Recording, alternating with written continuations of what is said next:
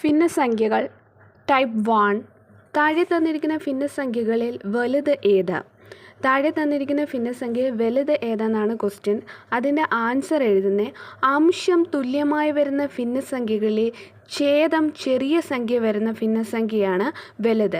ഇവിടെ എല്ലാം അംശമെല്ലാം തുല്യമാണ്. ഛേദത്തിൽ നോക്കുമ്പോൾ ഛേദത്തിലെ ഏറ്റവും ചെറിയ സംഖ്യ ഏതാണ്?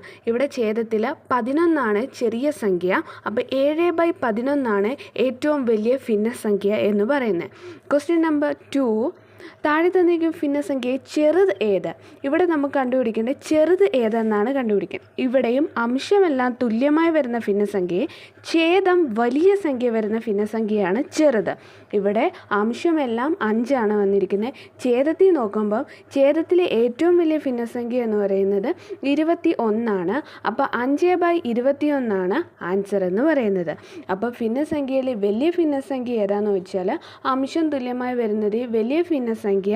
അവിടെ ഛേദം ചെറുതാണെങ്കിൽ അതാണ് ഏറ്റവും വലിയ ഭിന്നസംഖ്യ.